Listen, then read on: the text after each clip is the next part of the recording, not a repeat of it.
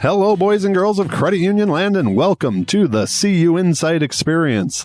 My name is Randy Smith. I am one of the co-founders and the publisher of CUInsight.com, and it is my job on the show to have conversations with the best and the brightest from around the credit union community. I get to pick their brains and see if we can't find a few nuggets that we can all learn from. My guest on today's show is someone that I am grateful to call a friend, Mr. Mark Weber.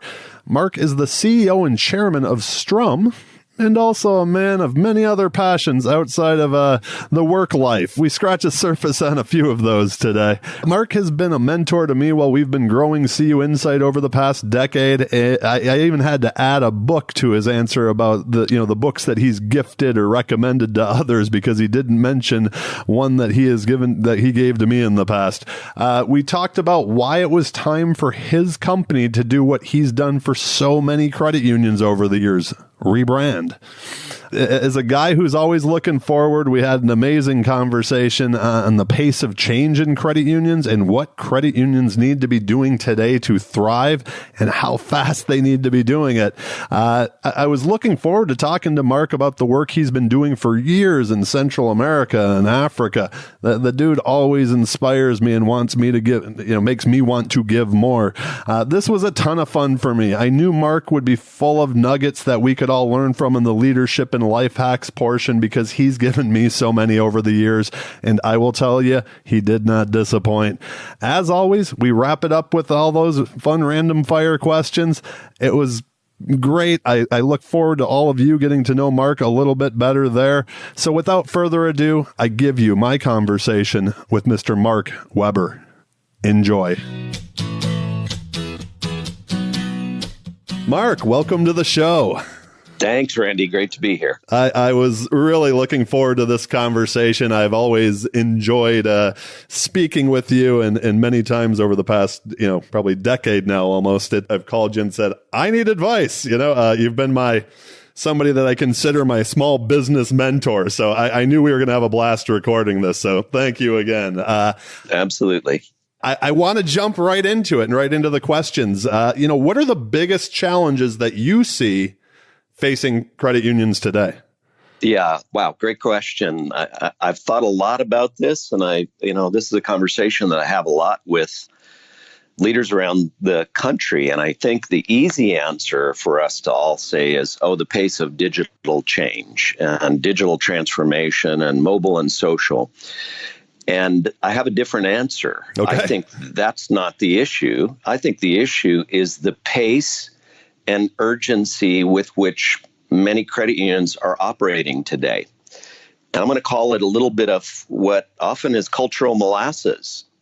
And so we hear a lot of times people say, hey, we're going to be the fast followers. That's the popular term and phrase to use. Like, we're not going to be on the bleeding edge. We're going to be the fast followers. And having worked in technology and software for the last 35 years of my career, that pace of fast follower, there's no comparison. The pace at which technology companies move, retail companies move, other industries and organizations move is phenomenally fast. It's adaptive. And so I think that issue, the biggest challenge then, is organizations really having to think culturally about the pace that they move and the need to be more entrepreneurial. Yeah, literally. Is just to think differently and think about bringing up people and hiring and developing a culture to get to innovation. If you hope to be innovative, you have to have people that are allowed to fail and think like entrepreneurs. So that's, I think, a couple of the big issues. I hear you there. Did that pace of change that you're talking about and how fast, that we're seeing in financial services, is that something that motivated you to update, the deliverables at Strum, even, rebranding and making, a name change from Weber Marketing Group to Strum after so many years? Yeah, great question. The answer is a mixed one. It's yes and no. Okay. Because if you look at the history of Weber Marketing Group, we've been around literally 30 years. Yeah. So the pace of change has been extraordinary in that time. But there's no question the last 5 years have been absolutely explosive and extraordinary. So two different issues, I think, going on. One is we began really expanding our horizons and the deliverables and the products that we were offering to stay not to keep pace with our clients, but to be at the forward edge, the leading edge of helping credit unions move the bar forward. And so we've been involved in branding, rebranding, and I call it a branding revolution for credit unions the last 30 years, certainly, especially the last 20. Yeah. And a piece that was missing in all of that is we've been doing analytics for 18 years, but what we really began moving forward into is the use of data and data insights that come back to understanding members, their lives, the changes going on to help organizations keep up with being more member focused, delivering experiences that were really at the edge of where people want to go. And so I think for us, the name change was a little different. And that was as we were enhancing and adding all of these data analytics and software capabilities and the ability for personalization and machine learning technologies, it was really a reflection for me that, hey, we've led a branding revolution. We've changed the names of almost 80 credit unions. We've rebranded hundreds. And it's probably time for us to really look and take stock of where we are and say, we need to set the tone for ourselves in the industry for the next 30 years, not just what we've accomplished, but where we're going. And that's where we began the whole, I think, synthesis of going, let's build our own brand for the future. I want to touch on something you said, and I know it's something that you and I have talked about before. What I hear a lot from credit unions is they know they have all this data, but they have no idea how to really harness it and make it actionable. Is that something that you guys are working, to, I guess, solve that problem? Absolutely. And I think, honestly, that you just put in a nutshell what I think may be one of the greatest challenges in the financial industry for credit unions today is probably no industry anywhere has more data, more important data. I mean, your money, your financial services, your life, where you live, all of the things that are showing people what's important to you. We're sitting on that data, but we have no way to access it, no way to integrate it, link it, clean it, scrub it, enhance it, build it up with related data from third-party sources. And that's exactly what we've been building, working on developing. So we acquired a data analytics firm a year ago that has developed some phenomenal technology and importantly, built a lot of data models. And we've been working for the last 12 months on enhancing those and building algorithms and building ways forward to interpret that data so that we can help clients not take 3 years to build a data warehouse or not take the long, slow pace of trying to integrate that data together, that we can advance to build not only an advanced data warehouse, but we can turn that data into actionable data, all the way down to the level of being able to personalize content to members, which is touching now on that last mile I call, which is leaning into user experience. And when you can do that, you're not just looking at the data, you're helping people, you're helping change people's lives. You're helping them know what it is that they need, sometimes even before they need it, as opposed to just cross-selling them things you want to sell them. Yeah, on a previous episode, Bradley Limer, who's pretty well respected in the fintech side of the world, he had a quote, and I'm going to butcher it, so I won't even say it's a quote, but the idea that if, you show me, your wallet, basically, you show me your spending pattern for 30, 60, 90 days, and I probably know more about you than your spouse does. I mean, yeah, so it's what do you do with that, right? It's kind of scary at the same time also. Well, it is scary, that you walk that line of intrusiveness and personalization. Yep.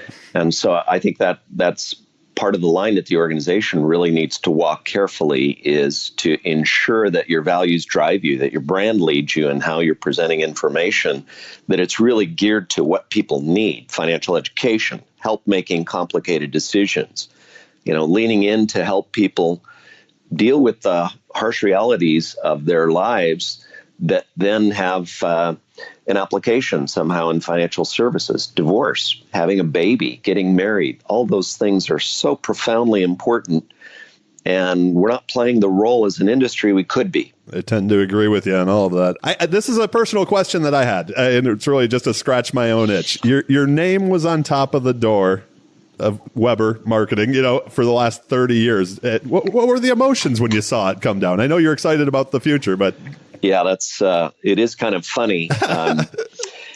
I'll tell you this, that this has been a long process for me. And so this isn't something, that suddenly occurred. When I first went to my management team January of last year in 2018, we had a 2-day strategic planning conference. And I waited till the end of the 2 days. And I said, I need to tell you a story and share some things about my life and what I've learned and how important I think this 30-year journey has been to me, and the joy of being able to raise talent and have the kind of team and people that I have in this organization. And what I'm so excited about is it's time for me to take my name off the door and to create the company that's going to be yours for the next 30 years. And you're going to have to make all these critical decisions. And you're going to have to solve the problems and the complexity of clients so that we not only remain relevant, but we continue to build on the reputation we've built. And the only way I can do that is to take my name off, because I'm not going to be here in 30 years. And it's time to build the company of the future. And I had a couple people in that room actually start crying. Did you really? Okay. And, it struck me, it was an emotional chord. But I thought, what a rich story that people realize, this is not about me. This is really about us and about the impact that we have with our clients and our credit unions. So I was thrilled then to be able to tell people we were going to do it. I'm thrilled now that we've done it and executed with a good story of what we're looking to into the future. And it's been, I think, nothing but positive, other than some people shaking their heads going, wow, why would you do that? I thought that name was just fine. And I know I will just add this in because I remember when you announced it earlier in the year at GAC, you're not going anywhere yet. So yeah, absolutely. Absolutely. That's the number one question I think people have, like, wow, you took your name off. Are you done? Are you headed out? Are you retiring? And the answer is an easy one. I've never been more excited about what we're doing as a company. I'm thrilled to be on the edge of business intelligence and working in artificial intelligence and building now solutions for our clients that are going to create the kind of user experiences that take brands to whole new places, that help credit union leaders really execute on their strategies and track and share results. And so from that standpoint, I've never been having more fun, so I'm not going anywhere. And I think both removing my name from the company as well as marketing, we're just so much more than marketing now. This is a team filled with people that are innovators and writers and creatives and strategists. And we got to do that in this new name, Strum. And then it became easy to go, the platform that we're building for this new technology and business intelligence and a data warehouse is Strum Platform. And it's to bring that same sense of rhythm and orchestration and helping organizations find that vibe that can be expressed in new ways, leveraging technology. There's the marketer, though. That's a beautiful elevator pitch right there, my friend. I love it. A couple of questions for you before I want to transition into some other things I know you're extremely passionate about. I'm going to ask this, even though it's a podcast. I wish people could probably see your face, but what is your reaction to the phrase, "That's the way we've always done it"? Yeah. Oh, wow. Ouch. Yeah. I think that's one of those things, of course, that we hear a lot, right? Organizations leaning in on, hey, we've had success. Why do we need to change things? On one hand, it's hard to argue with, right? We find organizations that have grown from $100 million and now are cresting $500 million or $1 billion or $5 billion, the clients we work with. I think the challenging thing, though, for us is if we hear that organizations really are bogged down and locked in that sense of not needing to adapt in the midst of, this is not an industry issue, this is a consumer revolution. Absolutely. And if you don't recognize the need to adapt because the consumer's making you then it's probably not a good fit to work with us, because the clients that tend to hire us are clients that are saying, this is the way we've always done it, and we need help figuring out how to do it differently now. And that's the nature of, I think, what we do well is we're a process-driven organization. We engage teams across the organization in purposeful thinking, in fresh patterns of new thinking. And I think early on, you need to have truth revealed to you, because we're all leaning in on a whole set of old assumptions and perceptions about what we think's making us work. And that process of research and data analytics and unpacking where we really are versus where we think we are is an incredible set of revelation for a whole lot of people, from the board, who has their own set of perceptions, to senior leaders who think they know what's going on within their culture and what their brand is, to then test that in the market against not only members, but against prospects that you hope to have join. What do they think about who you are? And I think in that sense of breaking, hey, that's the way we've always done it, and therefore here's why we think we're succeeding, and then learning what the truth is it's a great revelation to watch organizations go, oh my gosh, we didn't realize that. Is there something specific? Like you said, you're working with what I would call, knowing, your credit union client list, a lot of the progressive credit unions in our industry that are those kind of first movers, first adopters. Is there a belief overall held by credit unions that you think will have to significantly change over the next few years to, maintain relevance, basically?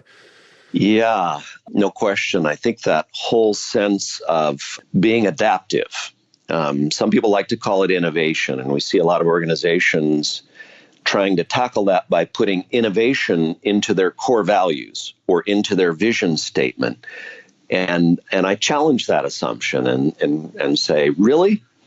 Is innovation the core value that distinguishes you from any other credit union, financial institution in the marketplace? Because that would suggest you're Apple or you're Amazon. And I think the issue is you really have to find what those markers are within who you are. What is your culture? And where do you want to advance towards? And what are the markers that you want to set that not only will be internally help guide the organization, but is where your market and the members you have and the lives that they lead in the people where you work, or the people where you are and where you're serving, that's what they want and that's what they need. And I think that should be absolutely authentic to who you are. And so I think that's a sense of we need to adapt, but we really need some guidance, some tools, and a process to take us on that roadmap.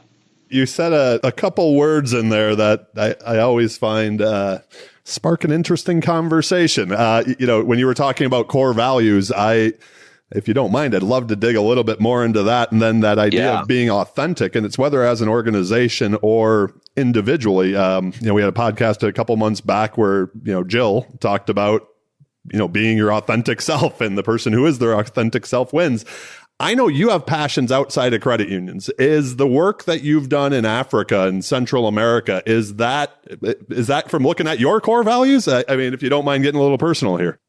Yeah, no, I'd love to. It absolutely drives who I am. It drives the reason I have created the company I have and hire the people that I do. It's been a journey for me. I've been involved in for 35 years, going to Latin America. That's with my wife, with my kids since they were babies. It really is that whole sense of we feel very purposeful in our lives. And I think that's something that I've loved being a part of the credit union industry my entire life. So going back even until I was 4 and 5 years old, my dad was a civilian in the Air Force in leadership, and he was at Luke Air Force Base Credit Union when we were in Phoenix, and Hickam Air Force Base in Hawaii. And so I grew up loving that sense of credit unions are good. And I think that, became maybe thematically something without realizing that I leaned into, which is the whole sense of, I've been engaged for years in a sense of injustice. And that's a critical thing in a framing for part of my life is I see the people that are unserved. And in the credit union industry, it's the underserved, the unbanked.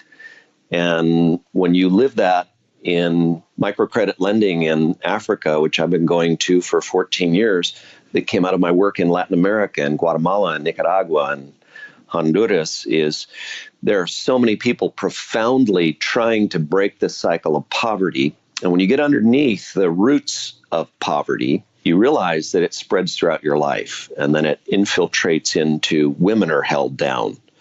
Children have no hope for the future. Families just kind of lose themselves and get caught in poverty. And it doesn't have to be in Central America. It's right in our own towns. And it brings me back to why I love being engaged with credit unions and bringing that forward. Is we were created 100 years ago by Edward Filene with one purpose, and that is to help people get ahead that had no place. They weren't being served. They weren't being cared for. There was nothing being given to them. That's why this industry began. And I think we got to keep reinforcing that in our core values, in our mission, in our vision as organizations. We keep coming back to that. We have a chance to transform people's lives. And I love being a part of that. And it's part of where it's led me on a journey out into the world to use that sense of, I'm not willing to let poverty just sit and say, that's terrible, wish we could do something about it. I have a quick story and a couple follow-up questions on that. You provided me an experience when I was out at a marketing event that you were facilitating years ago, which was going to the Gates Foundation in Seattle. And I will tell you that was to say it was an eye-opening experience would be an understatement. And even just like wanting to get more involved after that, and also seeing how much work, I mean, it can be done. Things can change. So it's not hopeless in that sense, right? But that was something that the entire group that was out there, you had organized that experience, and it was amazing. If somebody wants to get more involved or follow some of the stuff that you're doing outside of credit unions, is there, I know you're very involved in a couple of groups, we'll link to everything in the show notes. Is there any, you want to give a shout out to anyone in particular? I'd love to. I've spent the last 19 years working for a group called Agros International. Agros, for the last 33 years, has built 43 villages across 5 countries in Central America and Mexico. Wow. And that that doesn't sound like a lot of villages, 43, but inside those 43 villages are 10,000 people. And our focus is on, we built the brand years ago. That was one of the things our company did as a group together, is pro bono work for Agros. And we arrived on this values-based, principle-based brand tagline that stuck with them this entire time because it's authentic to who they are. Land, hope, life. And so what we do is we find the poorest of the poor, people coming out of living in garbage dumps and living on the extreme edges of poverty, making less than $1.75 a day. And we organize them and bring them together into groups, and we spend a year helping them prepare to go. There are funds and resources coming together, and we're going to buy a large tract of land. And you're going to become the leaders of that land for the first time in your life. And you're going to make every decision. You're going to decide, do we build a school first? Do we build a community center? How are we going to farm together? How will we build a cooperative? And then we bring folks alongside and we walk with those villages for anywhere from 7 to 12 years. Oh, wow. Until every single one of them have paid off their land loans. And we hand titles to them. And we can claim the end of generational poverty. People have come out of abject poverty. They're now sustainable farmers because we've taught them about good agronomy. They're not growing corn and beans. They're growing peppers and coffee and tilapia. And their kids now don't have to come and cross over the border. We don't have to build walls. We have to just build hope for people. And for me, that's what I want to spend the rest of my life doing because it's transformational in the lives of people. So that's my shout out. Well, I love that. We will link to the website and all their social channels as well, because I know follow along on Facebook and have for a few years now. And it's amazing the work you guys are doing. So congratulations and thank you, my friend, for doing that. Thanks. Love doing it. I'd like to switch gears here a little bit and move into the leadership and life hacks portion of the show. These are questions I like to ask everybody, get to know you a little bit better personally. What inspired you to start, 30 years ago, Weber Marketing, and work in credit unions? Yeah. So nothing like a crisis, right, to thrust you into a life change. So I had been the head of marketing for a credit union for 3 years. I got recruited to a bank, the 10th largest savings bank in the country, out of Beverly Hills, and I was running all of their marketing in their Washington division. And that bank made really, really poor choices. And one day we got a call and the senior leadership team was pulled together and they said, we're going to announce a $170 million loss on Wall Street next week. Shut the organization down, lay the 150 people off and leave the branches intact. You're being merged. Wow. And so it's like, whoa, okay. So I had a little bit of time to work on laying people off, one of the most painful things I've ever done, and probably one of the healthiest, because helping every one of those people find their next career and being engaged in their lives was a great and painful learning experience. But I remember I was looking at two jobs in the end that would have really changed the arc of my life. One was going to Cairo TV into their marketing team, research and analytics, and the other one was going to Microsoft, where I'd built incredible relationships because I had landed Microsoft as a SEG when they were 200 employees large for my credit union years prior. Knew a lot of the people in leadership and had a run at Microsoft. So probably should have taken that job. Life would have been a lot easier and I'd have had stock options. But I wrote something to myself. I wrote a note along that journey because I did some travel. I went to Europe with my wife and I wrote something to myself. I said, the risk and reward of entrepreneurialism no longer outweighs the safety and security of a paycheck in a career. And I went, it's time to do it. And I dove in, terrified, and started a business. And I remember months in going, might be the dumbest decision I've ever made. Pay cut, trying to build a business from scratch, building it all over again. Best thing I've ever done, hardest thing I've ever done. You did well. That's for sure. And something I appreciate in you is I've found over our friendship, you've been willing to share the tough times, like that at, building a company and, a business. And that's, it's something I've learned quite a bit from you, even if you didn't know I was doing it.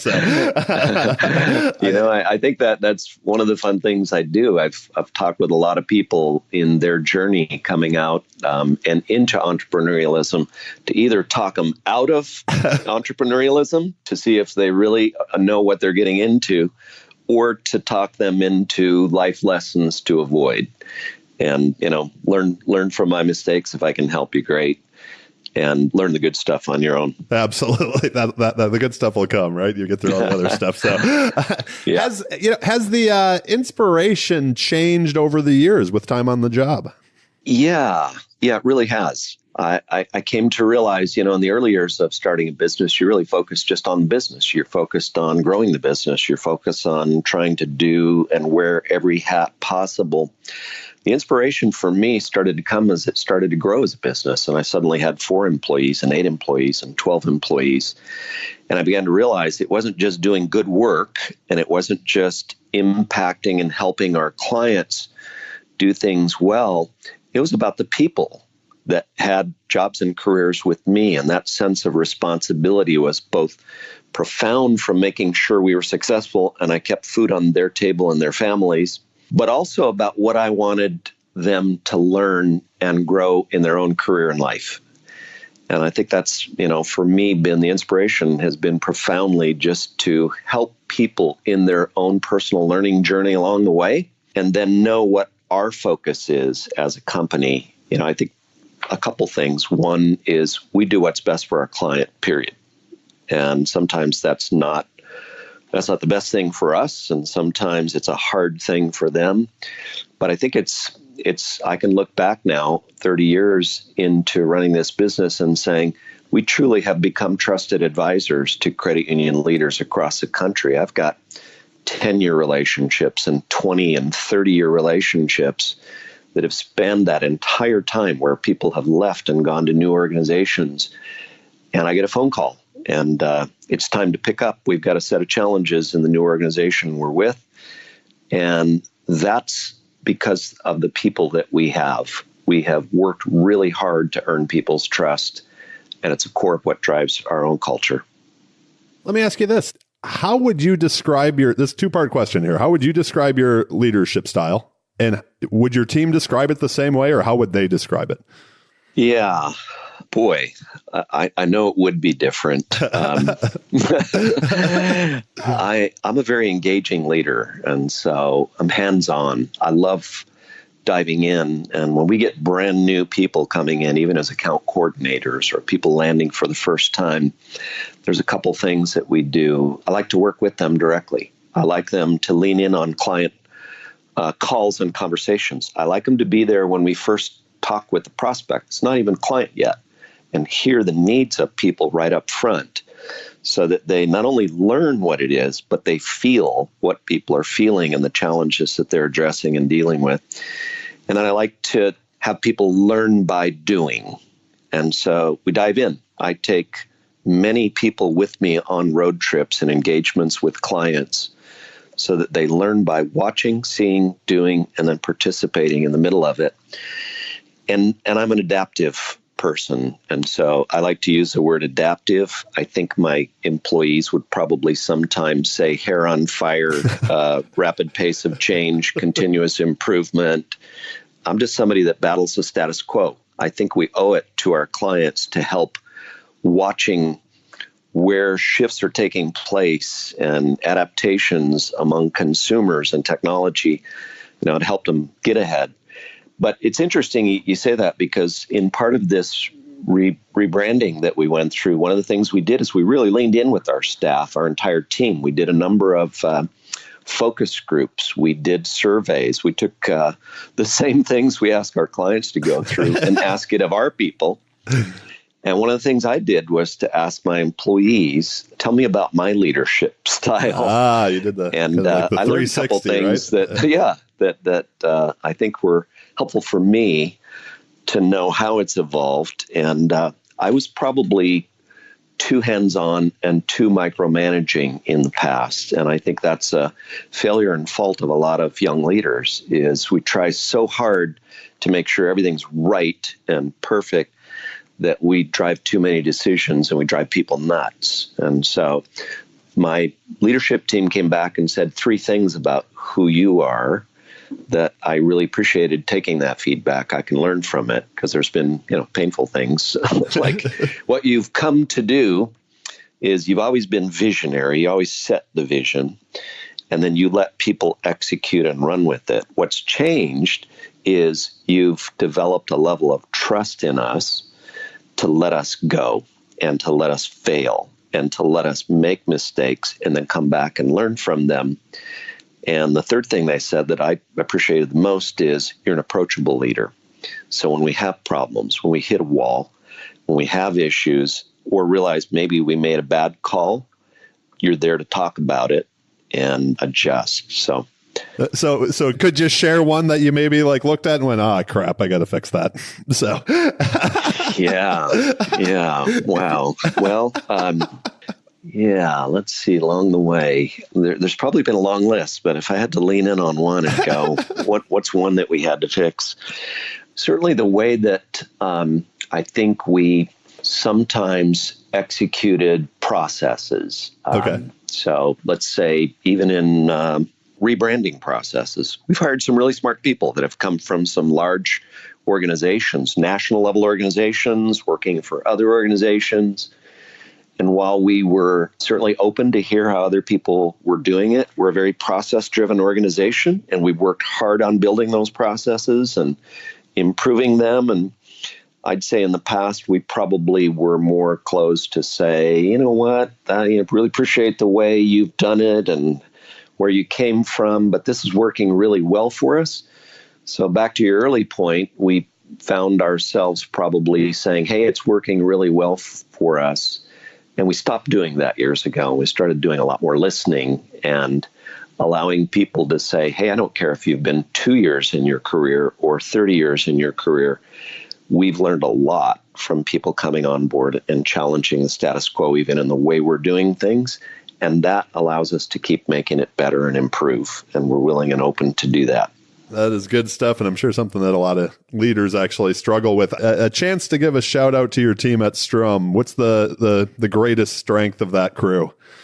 Wow. There's a couple things. If you went to our new website, we really worked hard on getting underneath that sense of what is it that's about our culture in the way we hire people, in the way we try to teach, in the way we try to learn, and what are those attributes that they're not core values, they're just things about who we are as a company based on who we are as people and how we lead. And we came away with, I think, 5 words.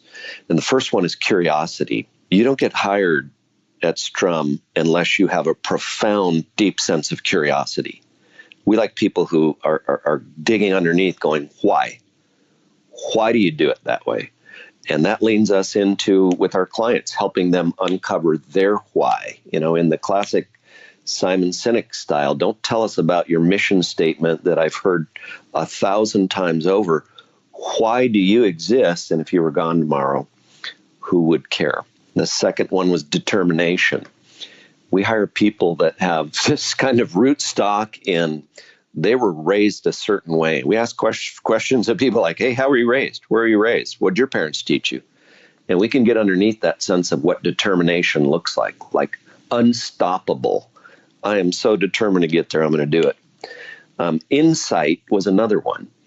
We love people that don't just search for the new idea or innovation, but insight, because we have to dig into organizations, brands, and challenges, and lifestyle segmentation, and strategy, and competition. And we need people who can find the insight out of research and analytics. And the fourth one is craft. And I love that one. And it came from our creative director, Josh. And I think it really is instituted in not only what we believe, but this kind of forge with an iron hammer craft. We tend to hire people, oddly enough, that are writers and musicians and people who are proud of their craft, what they build with their hands and their minds. And so we really honor craft. And the last one is simple. It's just a story well told. We're storytellers, and we think it's our job to help clients, especially credit unions, go, don't let your story be boring. Is there something that you say or that you've said over the years to your team that they've heard so many times they can finish your sentence? Oh, gosh. I actually had my staff designed and illustrated and mounted a poster and framed it for me called the Markisms. And I don't even know where that poster is anymore. I held it proudly on my wall for a long time. Is there one Markism you remember? Let's see if I can grab hold of one Markism. It's I got stuck for years in that one, throw me a freaking bone. And one of the greatest leaders, of course, of the free world, Austin Powers. Yes. and I used it because I thought it was funny in terms of, we have to dig pretty deep in marketing, in branding, to uncover, a trail, find a piece, find something thematic. Help me find something in the research. Help me find and dig from the people that we're meeting with and talking with and interviewing. And so I've used that often just in a funny way. We need to help our clients say, hey, you got to throw me a bone here. And we turn that into something that we could both laugh at And no, that's not easy to do, is to find a seed or a morsel that becomes the essence of what differentiates you as an organization. If you can get that down to one word or two words, you have gold. That's awesome. Has there been a piece of advice or a life lesson that you received that you find yourself going back to over and over, throughout your career? Yeah, there have been a few. One of the things I think from a couple mentors, I think if you're lucky enough to have a couple mentors in your life that brought you wise pieces, you've had a blessed life. And for me, one of them was just to lean in and understand that trust is earned. And so while we use the word trust, it's like, wow, building and earning the right to have trust among people is not something that comes easy. And so we talk a lot about that, and we talk about how important that is. And I'm going to say for the last 15 years, I can't tell you how many boards of directors and senior leadership teams said, we want to become trusted advisors to our members and our community. And so we want to be differentiated as trusted advisors. And I went, wow, great saying. But executing to that is phenomenally difficult, because you think about that outside of just the credit union industry and in your own life. In relationships. Who do you trust? Yep. We're lucky to have a couple people in our life that we trust as friends, right? Yep. It's not generally, that list tends not to be as long when you start to think about it, right? So, and that doesn't mean we don't like people, but Exactly. So then when you adapt that into business or into industry, then you ask people the same question, like, well, what brands or institutions do you absolutely trust? And it's not a big list. No, that's for sure. That's an incredibly difficult list. And so I think what we've really, really worked hard to do and earn and build is, what does it mean to become a trusted advisor? And I'm going to just circle back and say that was part of my life hack along the way, was how critical and how hard it is to earn trust. That is, you have to speak truth. You have to be honest with people. You have to call out the hard things. I don't want to be hired by people to tell them what they already know or what they already assume about themselves. I want to help people understand sometimes the hard things and tackle them and lean in and deal with them. And that puts us in a position that's a little risky. Not fun to always tell people some of the harsh truth and reality of what we uncover and reveal in research, that, hey, you say your member service differentiates you and it's spectacular, and hey, I'm sorry, research begs to differ. Yep. Your net promoter score begs to differ. You're not being described as being extraordinary in service. So let's lean in on what you mean by member service and what you're really good at and what you need to work on. If you have a free day, there's nothing on the calendar, which I know is fairly rare. What passions do you have outside of marketing, credit unions, Strum, the business? Yeah. What do you do to recharge? Yeah, it's funny. So it's not lost probably on people that know me or have been to my office or have been around for a long time that Strum is kind of a musical theme.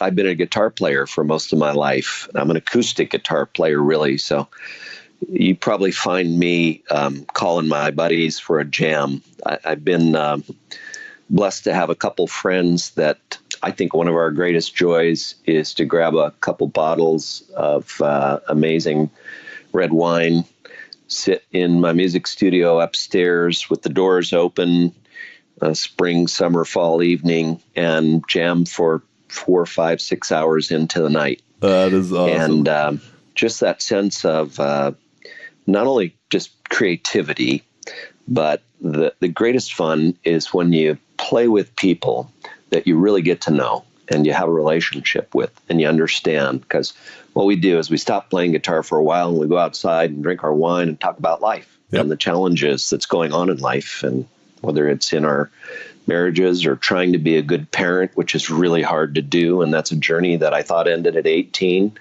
Now that I have a 28-year-old, it's like, wow, parenting is for life. It keeps going. So we relate. We relate in what we're doing, and then we go back and we find riff and we find a sense of rhythm And when you get to play in with people that are really, really good, and all of them are way better than I am as a musician, there's just real joy in finding what you get when you create something amazing together. And that's not lost on me, and what the kind of relationships we build with our clients are. If we can find that rhythm, not always, but when we do, it's pretty extraordinary what you can create together. That is beautiful. I was assuming before I asked that question it was going to be music. So no way around it. All right. I want to be respectful of your time today and move into part 3. Have a little fun with you. These are the rapid fire questions. The questions are rapid. Your answers don't have to be. Do you remember the first time you got into trouble, like memorable trouble that you can share with us? Oh my gosh. Long list. But, yeah.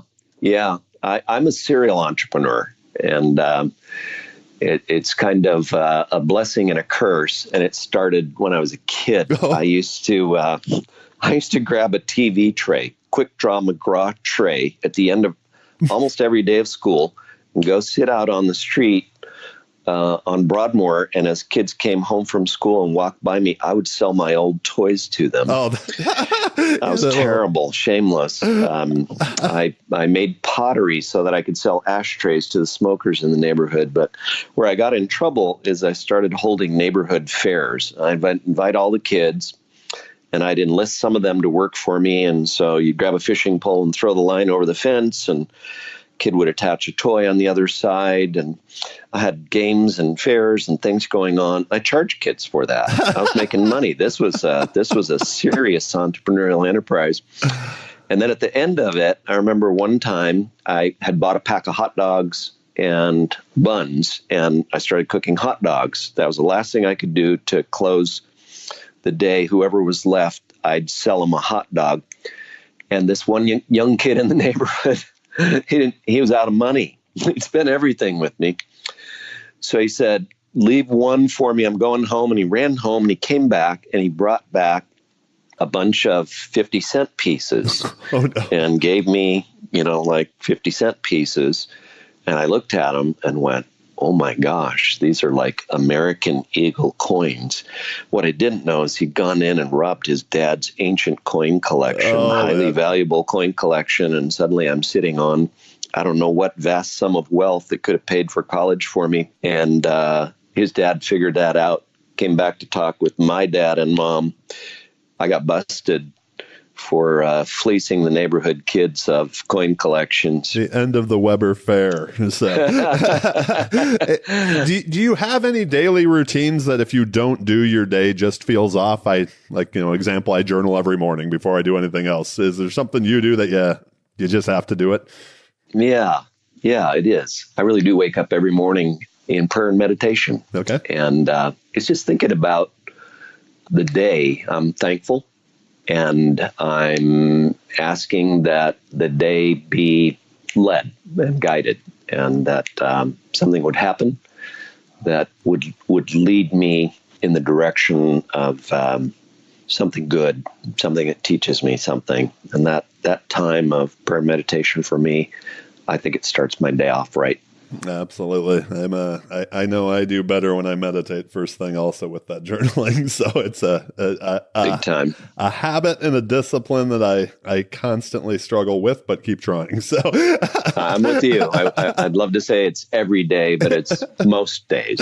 Yeah, I get in streaks, and right now I'm in one that I need to get back to the meditation side. So yeah, there you go. The random question, and I was looking forward to asking you this one because I know you're a music guy. And I'm not sure if this is going to be impossible for you to answer, but what's the best album of all time? The one you can listen to, never skipping a song.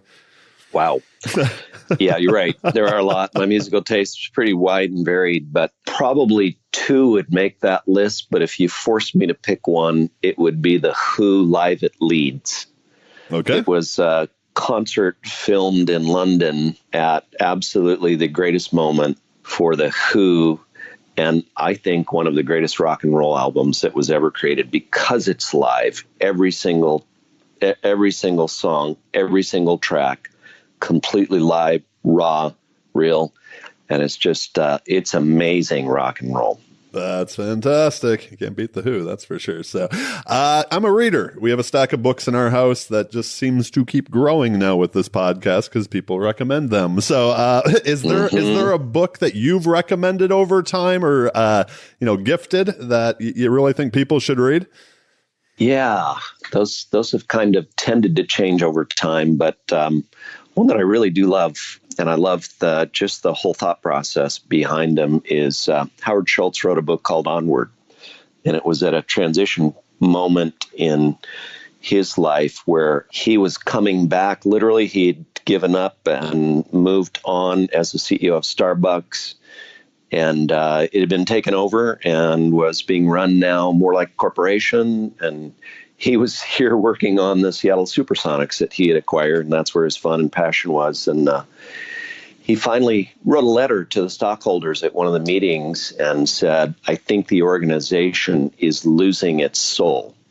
And this book is all about how organizations sometimes have to fight to make sure they don't lose their soul. And so I love that book and everything about it, and the whole sense of we need to build companies that are principle-based. We need to keep mindful of, we're not in the business of making coffee or selling checking accounts or financial services, whatever we're doing. We're in the business of people. We're in the business of life transformation. And what I love about Howard is his sense of humanity rules what Starbucks is about. And so they fought for sustainable practices. A friend of mine that's now Melinda Gates' chief of staff that I've been friends with for 30 years went to work for Howard, sat in a desk next to him to say, you've got to focus strongly on building sustainable communities wherever you're growing coffee because people care about that.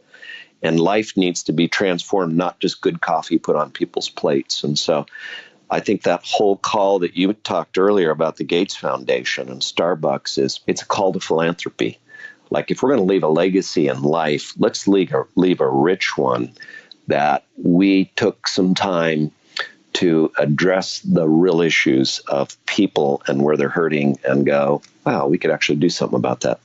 For sure. I will throw out another book also because it was one that you recommended to me a few years back when I was maybe struggling with a growth point of CUInsight, but it was the E-Myth Manager. That was my second one. I will add Michael that Gerber's book. Yeah, I have. That's become a book that to other entrepreneurs I've said, Mark Weber told me to read this. You should read this too. So that's. I love that, Randy, because that's the second book for the audience who says, "I want to start a business." Yeah. Okay. That's. Yep, or I want to grow my business. That's the myth. Over the years, as you've gotten older, is there something that we've talked quite a bit about what's become more important to you? Is there anything that has become less important? Wow. Yeah. I'm working right now because I'm a serial entrepreneur. I've got a lot of things I'm involved in. So I'm a part owner of a winery for the last 12 years. Love doing it. Love the whole process of learning all about wine, which I've been doing for 35 years of my life, but learning how to grow wine, make wine, how to brand wine, how to build distribution networks. I'm on the advisory board of 2 fintechs. I'm running my own company, building an analytics and software platform. But the thing that I'm trying to do is to not do too much and not overcommit, because what I'm trying to extract time for, and I've been spending more and more time the last 10 years, is leaning into the lives of young people. And for me, that's been a group of people that are post-college that are looking not just for mentorship, but just looking for direction. Okay. Like, how did you make the decisions you did to start your business? Or what would you have done differently? Or, what have you learned along the way? And so I think just spending time in some of those relationships has been incredible. And I recognize now that's my kids, some of them. Yep. And it's kids just like them. And I think that opportunity to go, don't waste the gifts that you've learned in life and let others be the beneficiary of what mentorship looks like along the way and life lessons. And I'm trying to carve more time out for that. and not be stupid in doing more and more and more entrepreneurship. Oh, that's fantastic. Yeah, sure. You can share some of that wealth of knowledge from all your the experience, right? So there's a question, Mark, that I didn't send you because I want to know. I want it to be just top of mind. When you hear the word success, who is the first person that comes to mind? Wow. Oh, good one. Oh, I love that. That's a rich and challenging question. Absolutely. We all define success differently. So I'm going to probably grab my friend John Sage. Okay. I just mentioned him. He became the Melinda Gates chief of staff, and he did that because he worked for Melinda when she was Melinda French years and years ago at Microsoft. And he's followed his passions in his career and life. He started a social venture coffee company after working with Howard Schultz at Starbucks because he went, you know what? I want to make sustainable coffee, and then I want to pour all of that money back into kids in Central America that need access to computers and learning and education.